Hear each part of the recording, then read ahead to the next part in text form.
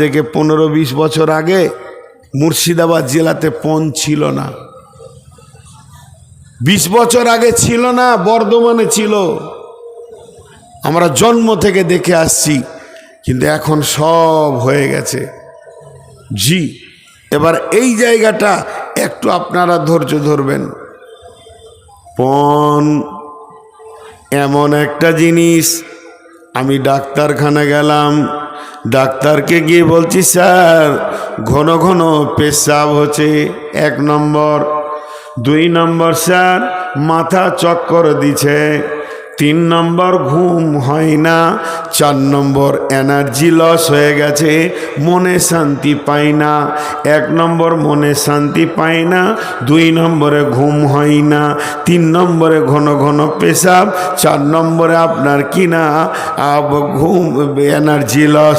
এই 4টা রোগের কথা যখন আমি বললাম, তো ডাক্তার আমাকে উত্তরে বলছে তোমার ডায়াবেটিস হয়েছে, মানে সুগার হয়েছে। সুগার এমন একটা রোগ, সুগার এমন একটা ব্যাধি যে দেহের ভিতরে ঢুকবেও একা, নাম হচ্ছে সুগার। 4টা কাজ চালাবে, ঘন ঘন পেশাব হবে, ঘুম হবে না, খেতে ভালো লাগবে না, এনার্জি লস হয়ে যাবে। এবার 4খানা জিনিস একাই চালাচ্ছে, এমন একটা জিনিস ঢুকেছে।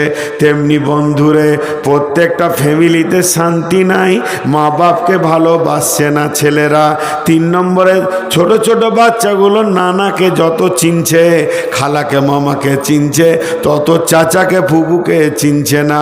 আর প্রত্যেকটা স্বামী তার স্ত্রীর কাছ থেকে প্রেম পাচ্ছে না। তাহলে এই 4-5টা কেস, একটা ঘরের ভিতরে, একটা ঘর নামে বডিতে 4টা রোগ। 1 নম্বরের রোগ হচ্ছে স্ত্রীর কাছ থেকে স্বামী প্রেম পাচ্ছে না। 2 নম্বর রোগ হচ্ছে বউ মায়ের কাছ থেকে শ্বশুর শাশুড়ি শান্তি পাচ্ছে না।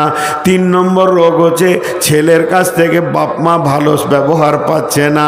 4 নম্বরে ছোট ছোট ছেলেগুলো সব নানা মামা আর খালাকে চিনছে, চাচাকে ফুপিকে চিনছে না। তাহলে একটা ফ্যামিলিতে এই যে 4টা রোগ ঢুকেছে, তার কারণ কি? বড় বড় দার্শনিকরা বলছেন তার কারণ হলো বিয়েতে পণ। এই পণটা এমন একটা সুগারের মতো রোগ, যে ফ্যামিলিতে পণ ঢুকে গেছে সেই ফ্যামিলিতে 4টা অশান্তি ঢুকে গেছে।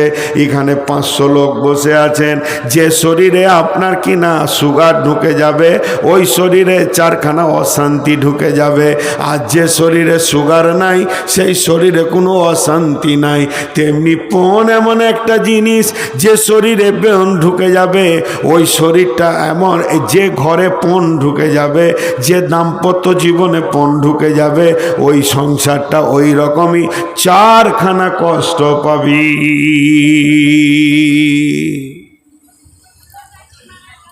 4টা কষ্ট পাবে, একটা করে মিলিয়ে দেব। জি, একটা করে মিলিয়ে দেব। একটা রূপকথা বলবো, রূপকথা।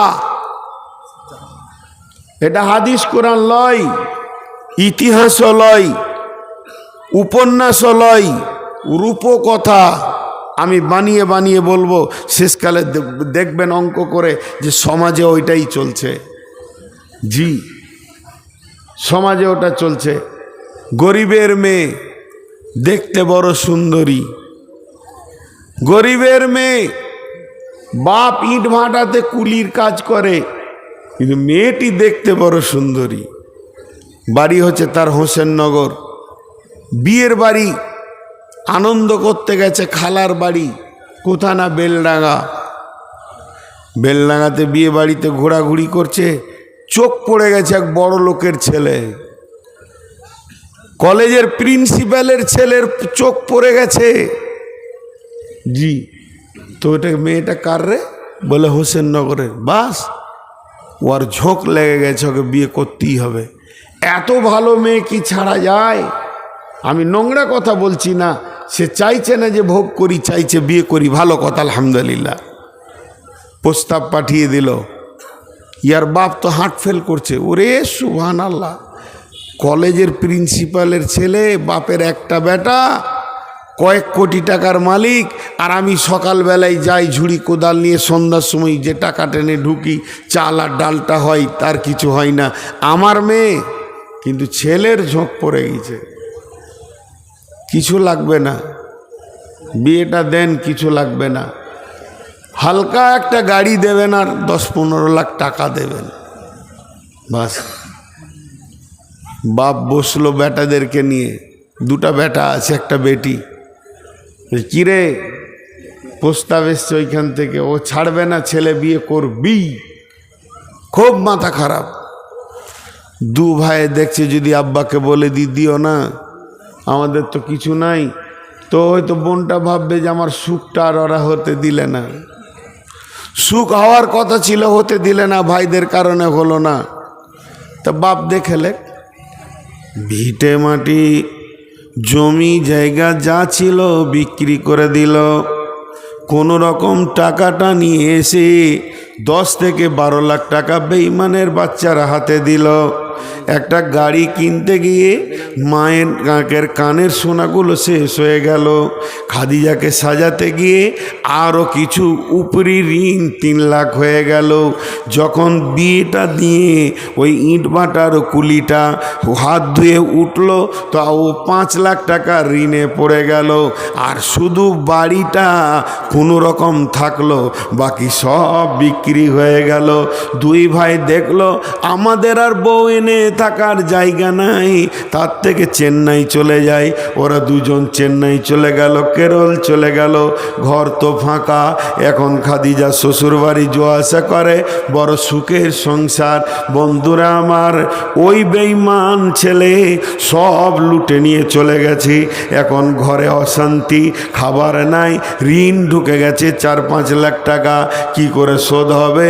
তারা কেরলে চেন্নাই খাটে, বাপকে টাকা দেয়, আর বাপ ইট ভাটাতে কাজ করে। ধীরে ধীরে ধীরে ধীরে ঋণ শোধ হয়। এই করতে করতে রোজা চলে আসলো। এমন রোজা চলছে, 1 কেজি মাংস কেনার ক্ষমতা খাদিজার আব্বার নাই, কারণ সে মেয়ের বিয়ে দিতে গিয়ে ভিখারি হয়ে গেছে। এখন সে করলো কি, ঈদ চলে আসলো, নতুন জামা ছোট ভাইটাকে একটা কিনে দেবে, তাও হচ্ছে না। জামাইকে ঈদে এনেছে, সেখানেও 20,000 টাকা দিতে গিয়ে আবার নতুন করে ভাটা মালিকের কাছে ঋণ করেছে। কিন্তু ঘরের ভিতরে খাদিজা ছোট ভাইটাকে জিজ্ঞেস করছে, ভাই রে, কালকে কি দিয়ে ভাত খেয়েছিলি? ডাল ভাত, আলু ভাত, শাক ভাত, ডাল ভাত, আলু ভাত। বলে মাছ মাংস। সুন্দর করে টেনে দিয়ে বলছে, বুবুরে, সে তোমার বিয়েতে মাংস খেয়েছি, আর মাংস বলে কিছুই জানি না। খাদিজা বাথরুমের ভিতরে টস টস করে কাঁদতে শুরু করলো। আমি এমন একজন হতভাগী, আমি এমন একজন কলঙ্কিনী। আমার বিয়ে হতে গিয়ে, আমাকে বিদায় নিতে গিয়ে, ওই ডাকাতের বাচ্চা, বেঈমানের বাচ্চাকে বুঝাতে গিয়ে আমার মা বাপ ভিখারি হয়ে গেছে। আমার মায়ের এখন বয়স 40 হয় নাই, দেখে মনে হচ্ছে বিধবা মহিলা, সোনা দানা কিছুই নাই। আব্বা তো ইট ভাটার কুলি। ঈদের মতো দিনে 2টি ভাইও বাড়িতে নাই। আব্বা ছিঁড়া লুঙ্গি পরে ঈদ করছে। এবার ওর ভিতরটা দাও দাও করে জ্বলছে, ওর ভিতরটা আগুনের মতো জ্বলছে। বলছে, শোন, তারপরে তোকে কি করি দেখি। এরপরে ঈদ হয়ে যাওয়ার 5 দিন পরে খাদিজা আবার গেল শ্বশুর বাড়ি। শ্বশুর বাড়িতে শুয়ে আছে, স্বামী অনেক রাত্রিতে এসে ঢুকেছে, এসে কত আনন্দ করবে। কিন্তু বলছে, শোনো, তুমি আমার বাপের 12 লাখ টাকার হিসাবটা আমাকে দাও, গাড়ির হিসাবটা দাও, কি করেছো টাকাগুলো। যদি হিসাব না দিতে পারো, এ ব্যাপারে আমার মাথা গরম হয়ে গেছে। আমার বাপ ঈদের দিনে নতুন লুঙ্গি পাবে না, আর তোমার বাপ প্রতিদিন 3টে করে লুঙ্গি চেঞ্জ করবে, আর আমাকে ধুতে হবে। এটা আমি কোনো দিন মেনে নিতে পারবো না। শুরু হয়ে গেল ডায়াবেটিস, সুগারের রিয়াকশন শুরু হয়ে গেল। এবার আর ঘরে শান্তি নাই। ছেলে তো সারা রাত আর ঘুমাই না। জেলখানা দেখতে পেয়েছে, খালি বহরমপুরের জেলখানার গেট। আমাকে ঢুকাচ্ছে, বের করছে। এখন শ্বশুর শাশুড়িকে যদি ভালো না বাসি, তাহলে তার উপায় নাই। শ্বশুর শাশুড়িকে ভালোবাসতে লাগলো। বাপকে ধুমকে কথা বলে, ঝিড়কে কথা বলে।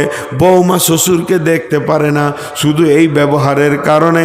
পণ এমন একটা জিনিস, শান্তির জায়গায় অশান্তি ঢুকিয়ে দেবে। অথচ বিবির ব্যাপার আল্লাহ কি বলেছেন লিতাসকুনু ইলাইহা ওয়া জাআলা বাইনাকুম মাওয়াদ্দাতাও ওয়া রাহমা।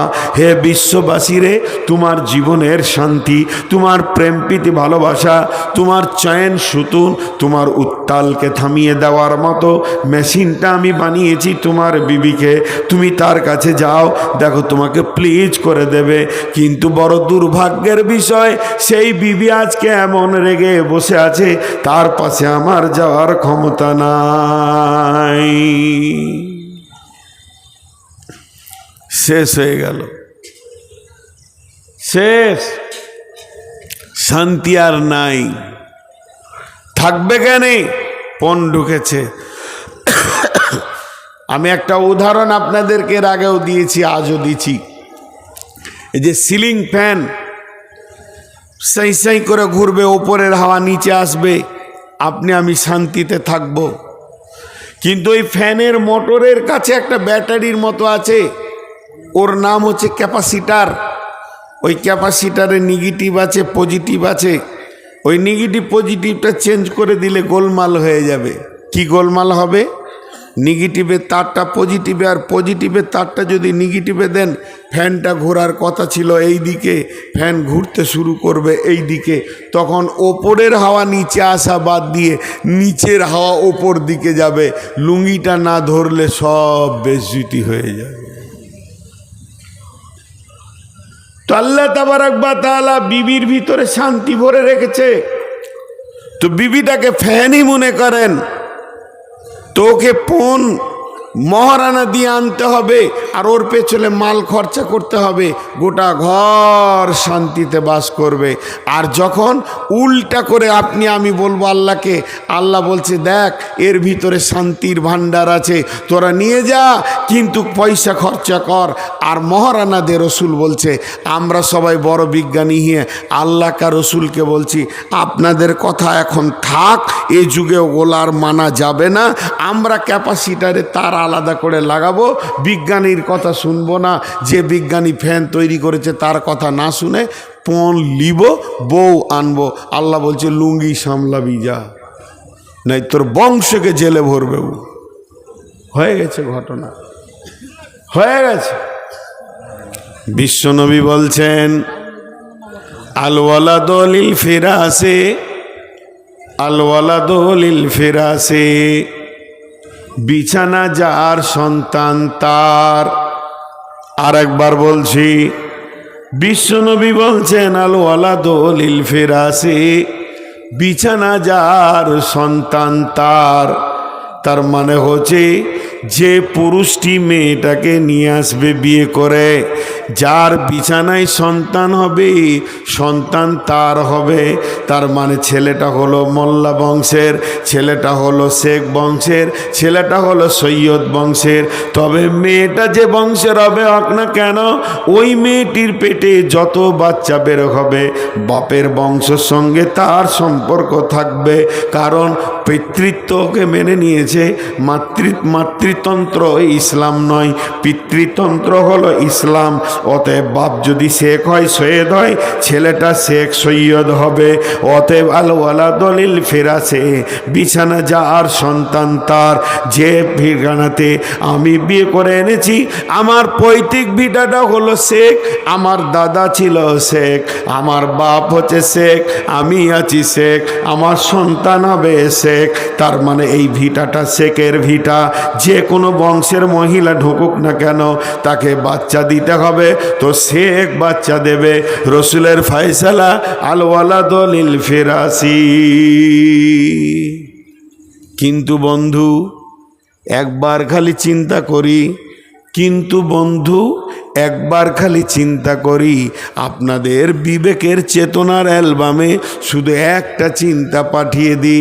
আল্লাহর হস্তে যতগুলি শিক্ষিত মানুষ বসে আছেন, একবার বিবেচনা করে দেখেন যতগুলি বিছানাতে সন্তান তৈরি হচ্ছে বর্তমান জামানায়, ওই খাট, ওই গদি, ওই বিছানা, ওই বালিশ, ওই মশারি আর ওই কম্বল, এই যে খাটটা তৈরি হয়েছে, এই খাটটা সম্পূর্ণ আসছে মায়ের বাপের কাছ থেকে, নানার বাড়ি থেকে আসছে।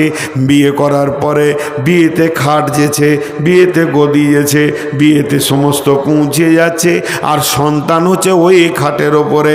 এর জন্য সন্তানের রিয়াকশন লেগেছে।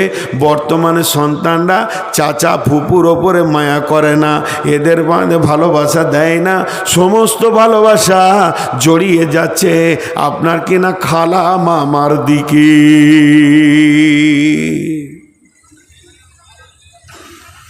আল্লাহ তাবারক ওয়া তাআলা কত সুন্দর কথা বললেন। আয়াতটা কত দূর গেলাম, আর একবার রুটিনি। আল্লাহ তাবারক ওয়া তাআলা বলছেন, আর রিজালু কাওয়ামুনা আলান নিসা, হে মহিলার দল, তোমাদের ওপরে নেতৃত্ব দেবে পুরুষেরা, তোমরা পুরুষের অধীনস্থে জীবন কাটাবে।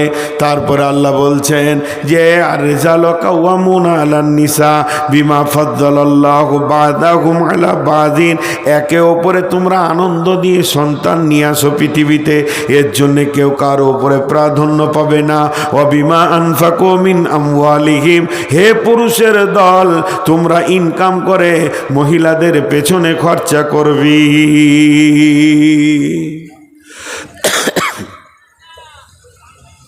এবার আল্লাহ মহিলাদেরকে বলছেন,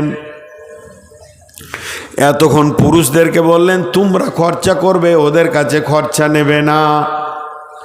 এবার আল্লাহ মহিলাদেরকে বলছেন, এ মেয়েদের দল, যারা এখানে মহিলা রয়েছেন, বিশেষ করে আজকের জালসাতে যারা আমার বৌমা রয়েছেন, যারা আমার মেয়ের বয়সে রয়েছেন, যারা এখনো দাম্পত্য জীবনের ইয়ং ব্যাচেলিয়ার রয়েছেন, তাদেরকে খাস করে বলছি, যদি আপনি চান যে আমি যে এলাকার বৌমা হয়েছি বা বৌমা হব, সেখানে আমার নাম থাকবে, তারা আমাকে ভালোবাসবে, ওই ফ্যামিলিতে আমি একজন দামি মহিলা হিসেবে পরিচয় দিব, তাহলে আপনার ভিতরে তিনখানা গুণ থাকতে হবে।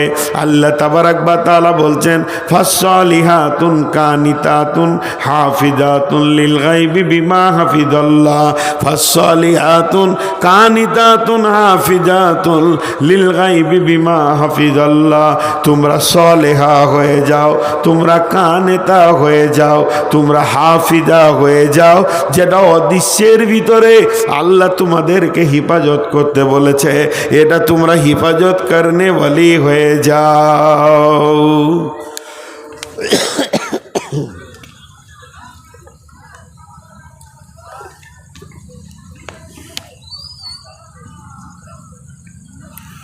তোমরা হিফাজত করনে ওয়ালি হয়ে যাও। মায়েরা, আমার বোনেরা, যে মেয়ের ভিতরে তিনটে গুণ থাকবে, যে মেয়েটি তিনটে গুণে গুণান্বিত হবে, ওই মেয়েটি এলাকায়, শ্বশুর বাড়িতে, সব জায়গায় শান্তির বার্তা নিয়ে বাস করবে। সেই তিনটি গুণ কি? ফাসসালিয়াতুন কানিতাতুন হাফিজাতুন লিল গায়বি বিমা হাফিজাল্লাহ। তোমরা সলেহা হয়ে যাও। সলেহা কি? নেককার হতে হবে, পরেশগার হতে হবে।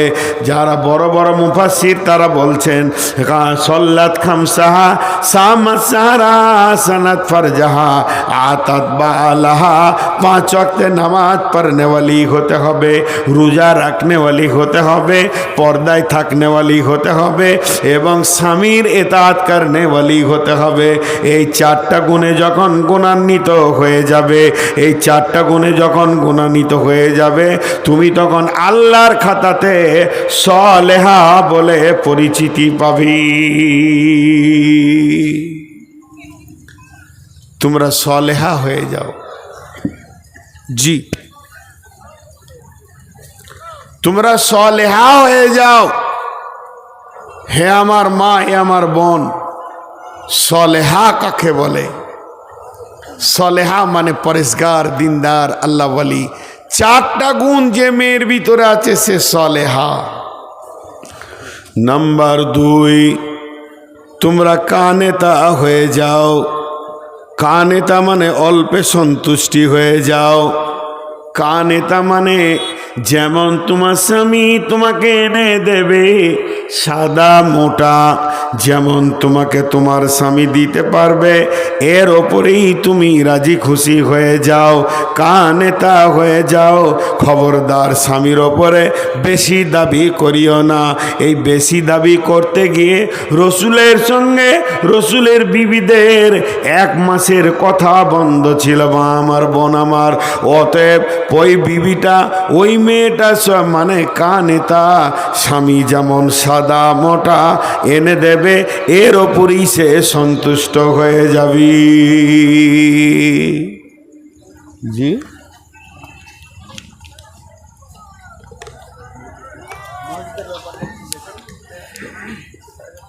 আপনি তো বলবেন কি করে? মহিলাদের বায়ান করে কালেকশন হয়? আমি আপনাকে যেদিন থেকে আপনারা দাবি করেন সেদিন থেকে আমি মানা করেছি যে আমাকে আমার মন মতো ছেড়ে দেন, কিন্তু না, কমিটির ফাইসালা। তো কমিটির ফাইসালা তো ওটাই চালা। এবার কোন জায়গাতে বলবো যে দান করেন? জীবনে কোনো বক্তাকে বেঁধে দিয়েন না। জি, এখানে বসেছি তারপরেও কানে এসে বলছেন যেন পদস্খলন না ঘটে যায়। কত হুঁশিয়ারি দিচ্ছেন। ভাবছে পাগলা মানুষ আর কি, যদি ভুল করে অন্যদিকে হাঁটে। তো আমি যে কথাগুলো বলছি একটু ধৈর্য ধরে শুনেন ইনশাআল্লাহ। মা বোনেরা তো সব চলেই গেল, যেতে যেতে কেউ নাই। এখন আমি আপনার 5-7 টাকা নিয়ে বসে আছি। বলে কোন বক্তাদের মুখে শুনেছি, ও অনেক বক্তাই বায়ানটা করে, আমি করি না কোনো দিন, যে চোখ মুজে বায়ান করছে বক্তা, চোখ খুলে দেখছি একজনই আছে। তো বলছে ওরে সুবহানাল্লাহ, আমার বায়ান তুই বুঝছিস, আর কেউ বুঝেনি, যে পালিয়েছে, তাই তোকে মুসাফা করি। বলছে না, ওইটা লয়, ওই চেয়ারটা আমাদের। মা বলেছে চেয়ার না নিয়ে এসে ঘর ঢুকবি না, মারবে, ওই লেগে আমি বসে আছি। ও আবার আরও বিপদে বসে আছে। তা আমার অবস্থা তাই হলো আজকে। জি, যখনই একটা কথা বলি, কনস্ট্রাকশনের কাজ হবে আর অর্থের দরকার হবে, সে বক্তব্য আলাদা হবে। হ্যাঁ, মেয়েদের বায়ানে কালেকশনে, মেয়েদের বায়ান হবে তাবলিগি জালসাতে হবে। মহিলা বিভাগ একটা হয়ে গেল, পুরুষের আর একটা বক্তা বলে নিল। তো আমি যে আয়াতটা আপনাদের সামনে পড়েছি, এইখানে তত্ত্ব কথা বলছি, আল্লাহ দিচ্ছে আপনাদের দুয়ার বরকতে আমার গলা অনেক ক্লিয়ার হয়ে গেল আগের থেকে। কিন্তু ঘটনা হচ্ছে যে আমি তত্ত্ববহুল কথাগুলো বলছি, কেউ শুনছে কেউ শুনছে না। কিন্তু ধৈর্য ধরেন। কানেতা মা বোনেরা আমার, কোরআনে একবার নয় কয়েকবার বলা হয়েছে কানেতা কথাটা, যেটা নবীর বিবিদের চরিত্রের কথা বলতে গিয়ে কানেতা কথা এসছে। আর এখানেও আল্লাহ বলছেন ফাসলিহাতুন কানিতাতুন হাফিজাতুন লিল গায়বি বিমা হাফিজাল্লাহ।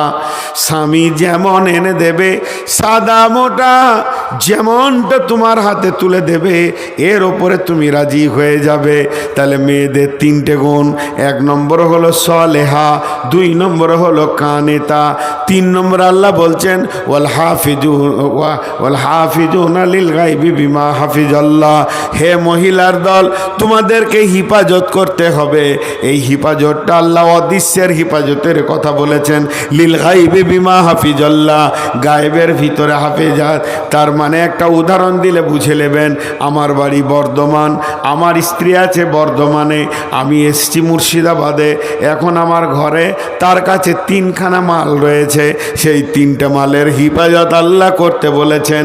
1 নম্বরে আমার ঘরে টাকা পয়সা সোনা দানা যাই কিছু আছে আনাজ, আমার বিনা হুকুমে সে কাউকে দিতে পারে না, বাপ ভাইকে দিতে পারে না, আত্মীয় স্বজনকে দিতে পারে না, ভিখারিকে দিতে পারে না, দান করতে পারে না। আমার হুকুম দেওয়া থাকলে অতটা পরিমাণে সে দান করবে। এই মালটা হিফাজত করতে হবে। 2 নম্বরে যে মেয়েটিকে আমি বর্ধমানে রেখে এসেছি, ওর মাথার চুল থেকে পা পর্যন্ত এটা আমার বডি, এটা তার বডি নয়।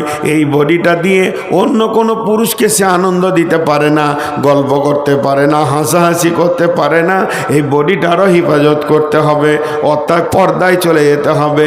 3 নম্বরে, একটা পুরুষ যখন সে দৈহিক মিলনে স্বামী স্ত্রীর কাছে চলে যায়, তার অমূল্য ধনটা স্ত্রীর পেটে চলে যায়, এটাকে নষ্ট করা যাবে না। ওষুধ খাইয়ে এটাকে নষ্ট করে দিব। স্বামীকে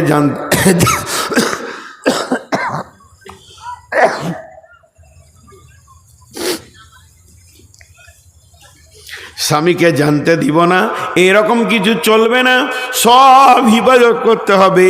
তাই আল্লাহ তাবারাক ওয়া তাআলা বলছেন, ওয়াল হাফিজুনা লিল গায়বি বিমা হাফিজাল্লাহ।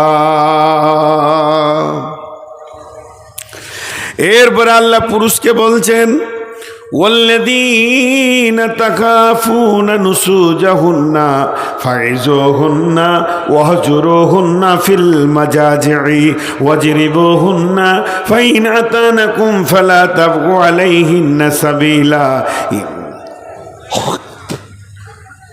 ইন্নাল্লাহা কানা আলিয়ান কাবীরা। হে পুরুষের দল, যদি তোমাদের স্ত্রী নাফরমান হয়ে যায় তাহলে তাকে প্রতিদিন কিছু কিছু কিছু কিছু করে ওসিয়ত করো। কোরআন হাদিসের কথা বলে বলে বলে বলে বলে বলে তার মনটাকে পরিষ্কার করে দাও, তাকে দিনের দিকে নিয়ে আসো। যদি তাও না শুনে তাহলে বিছানা আলাদা করে দাও।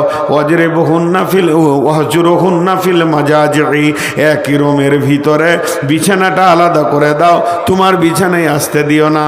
তাতেও যদি সে সম্মতি না হয়, দিনে ফিরে না আসে, ওয়াজরিবুহুন্না, তাহলে তাকে তুমি মারো।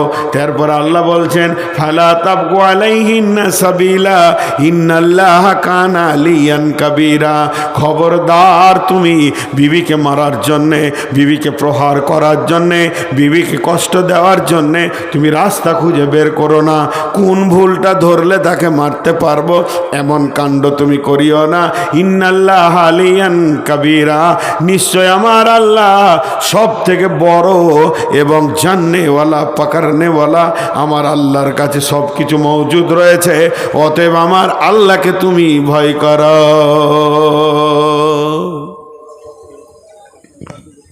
জি ভাই, দুটি ছোট ছোট কথা বলি। প্রথম থেকে নিয়ে যতগুলো বক্তব্য দিলাম আমি ছোট ছোট 2 মিনিটে ছেড়ে দিচ্ছি। প্রথম শুরু করেছি যে আল্লাহর সৃষ্টি জোড়া জোড়া, একটা মেল, একটা ফিমেল, একটা পুরুষ, একটা নারী। ভালো পুরুষকে যার ভিতরে 8টা গুণ আছে, ভালো নারীকে যার ভিতরে 8টা গুণ আছে। দাম্পত্য জীবনে দুজনেই যদি ভালো হয় তা সুখ আর সুখ। দাম্পত্য জীবনে যদি দুজনেই খারাপ হয় তার ইতিহাস আর নাই। আর দুজনের মধ্যে একজন যদি খারাপ হয় তাদের দাম্পত্য জীবন টিকবে না। নূহ আর লূত 2 জন নবী ছিল, বিবিরা জাহান্নাম গেছে। আর ফেরাউন জাহান্নাম গেল, বিবি জান্নাত চলে গেল। আল্লাহ তাবারাক ওয়া তাআলা কোনো পুরুষের জন্য তার স্ত্রীকে জান্নাত বা জাহান্নাম দেবে না। তারপরে আমি বলেছি, এই দাম্পত্য জীবনের সারা বিশ্বের যত পুরুষ রয়েছে, যত পুরুষ মা, যত পুরুষ রয়েছে, তারা তাদের বেটি, তাদের মা, তাদের বোন এবং তাদের মেয়ের ওপরে তারা কর্তৃত্ব দেবে, নেতৃত্ব দেবে। তাদেরকে নেতা বানানো হয়েছে, তারা তাদেরকে গাইড করবে, এরা এদের অধীনস্থে নিজের জীবনকে কাটাবে। আর এরা কেন পুরুষ না, এরা ইনকাম করে নিয়ে এসে এদের পেছনে খরচা করবে, তার জন্যে পুরুষ। শুধু তাই নয়, আল্লাহ তাবারাক ওয়া তাআলা মেয়েদেরকে বলল, সাবধান, তোমরা সলেহা হয়ে যাও, কানেতা হয়ে যাও এবং হিফাজত করনেওয়ালি হয়ে যাও, যেটা গায়েবে তোমাদেরকে হিফাজত করতে হবে। পুরুষদেরকে বলল, তোমরা তোমাদের স্বামীদেরকে, স্ত্রীদেরকে ছোট ছোট ওসিয়ত করে দিনের দিকে ফিরে নিয়ে এসো। যদি না আসে বিছানায় উঠতে দিও না, তাতেও যদি সে না বুঝে তাহলে তাকে মারতে পারো। এরপর আল্লাহ বললেন, অযথা মারার জন্য রাস্তা খুঁজিও না, তোমার আল্লাহ বড় খবর রাখনেওয়ালা। টোটাল বক্তব্য এটা হলো।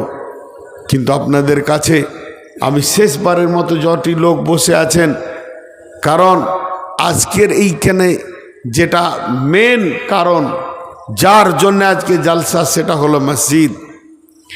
মসজিদটা কি, শুধু মসজিদ কি আর কেন, এর উপর আমার একটা বক্তব্য আছে। এবছর নতুন, যদি কোনোদিন ইউটিউবে বা ফেসবুকে পেয়ে থাকেন তো দেখবেন।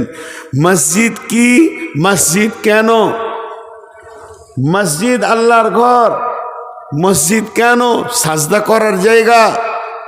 একটা মসজিদের মূল্য কত, আজকে আমরা এর মূল্যটা বুঝিনি বলে আমরা নির্বোধ অবস্থায় রয়েছি।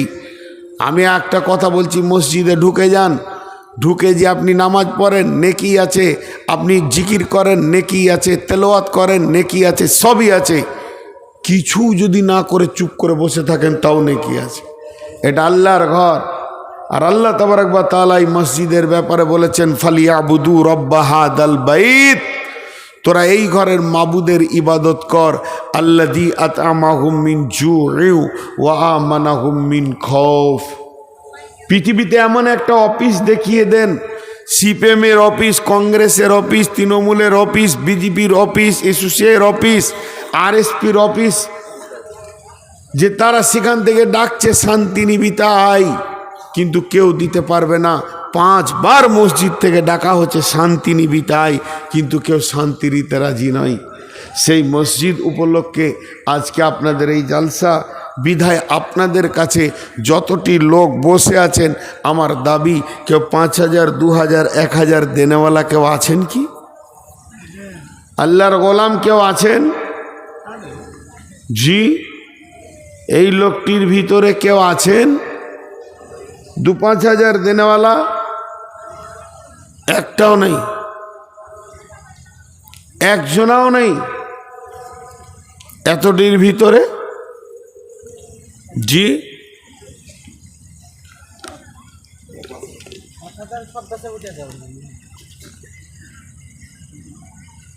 ওনাকে তো 5000-এর বেশি মনে হবে। হাল খারাপ। আচ্ছা দেখেন, কই তো ডাকেন ওকে, কোথায় আছো? তারিকুল ইসলাম কই? তারিকুল ইসলাম ভাই আছেন না চলে গেছেন? যদি আসার মতো হয় তো একবার আসেন, আর আসার মতো না হলে দাবিটা শুনেন, ওটা 50 করে দেন। কত দিয়েছে? 40? 50 দিয়ে দেবে ও ইনশাল্লাহ। সকালে 10। হ্যাঁ কই? তারিকুল ইসলাম কে? তারিকুল ইসলাম ভাই আসেন তো একবার। ডক্টর মনিরুল ইসলাম ভগবান গেলা 20,000। কই? আচ্ছা আসেন ভাই, একবার আসেন, মুসাফা করি। আমি বহু দূরের মানুষ, আপনি টাকা দিছিলেন আমি বুঝতে পেরেছি, কিন্তু আমি ছিলাম একটা ধ্যানে, বিধায় আপনার সঙ্গে কথা বলিনি। আমি আপনার সঙ্গে মুসাফা করতে চাই, একবার আসেন। তারিকুল ভাই একবার আসেন। জি আচ্ছা, দোয়া করব। জি তারিকুল ভাই আসেন একবার, লেট না করে আসেন। আর আপনারা যে কটা তারিকুল আছেন কিছু করে দিয়ে দেন, এগুলো বন্ধ করে দাও, গুটিয়ে নাও, যাও, অনেক হলো। তোমরা 20,000 করে দাও না, মেয়ে দেখা চাইতে হবে না, ওরা খাক কিছু চটপটি ফটপটি খাক। জি হ্যাঁ, বাদাম টাদাম খাক, সব নিয়ে নিলে হবে, খালি খুব চালাকি বুঝি। যাও, তোমাদের মাল আজকে গুটিয়ে দিছি। তারিকুল ভাই আছেন? আপনি আর একটা ডাকেন, জিনারুল ইসলাম ডাকেন। কে? জালসার মেন কমিটি। ওটাই জিনারুল ইসলাম কে? জালসার মেন কমিটি। আসেন, আপনারা উঠেন, কিছু করে দেন, মজলিস শেষ। আপনারা কিছু করে দেন, 10, 20, 50 যেমন আছে বাড়ি যাবেন তো নাকি? দাঁড়ান দিয়ে। আচ্ছা, মিলন শেখ দুবাই আছে, 10,000 দিয়েছে। ওর বাপ মানে বাপ মারা গেছে, ওর দাদা। আচ্ছা, মিলন শেখ দুবাই থেকে 10,000 দিয়েছে। তারিকুল ভাই ও এমনি